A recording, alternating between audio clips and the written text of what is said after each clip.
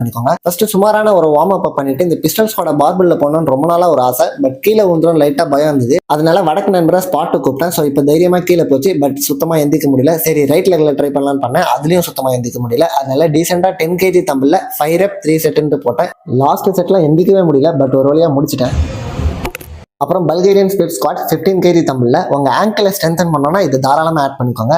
Just for fun. இந்த இடத்துல ஒரு ஸ்பான்ச் இருக்கும். அது ரொம்ப நேரமா தேடி பார்த்தா காணவே காணும். ஆங்கிள்லாம் சரியான வலி. அப்புறம் லாஸ்ட் செட்ல ஒரு வழியா தேடி கண்டுபிடிச்சிட்டேன். இப்பதான் ஆங்கிள் வலி இல்லாம நிம்மதியா என்னால பண்ண முடிஞ்சுது. அப்புறம் பார்பிள்ல சுமோ ஸ்குவாட் ஃபர்ஸ்ட் எம்டி ராட்ல பண்ணேன். அடுத்து 20 kg ஆட் பண்ணிட்டு 15 rep 3 செட்னு போட்டேன். அப்புறம் லாஸ்டா க்ளூட் பிரிட்ஜஸ் போட்டு ஒர்க் அவுட்டை கம்ப்ளீட் பண்ணிட்டேன். என்ன ப்ரோ அவ்வளவுதானு கேட்காதீங்க. நான் அப்பர் பாடி லோவர் பாடி ஸ்பிளிட் ஃபாலோ பண்றதுனால வாரத்துல 2 ல இருந்து 3 நாள் நான் லெக் போட்டுருவேன். ஸோ கம்மியா தான் பண்ணுவேன். அப்புறம் ஒரே அட்டம் எஃபிஸ்டோ போட்டேன். இந்த ஸ்கில்ல இதான் பிரச்சனை. திடீர்னு அன்லாக் ஆயிட்டு சூப்பர் அவனே மோட்டிவேட் பண்ணுவான். அப்புறம் திடீர்னு சுத்தமா வராம இது கூட பண்ண முடியல அவனே டிப்ரெஷன்ல தள்ளிடுவான். ஒரே வருத்தம் கைஸ். அப்புறம் லாஸ்டா நல்ல ஒரு ஸ்ட்ரெச் பண்ணிட்டு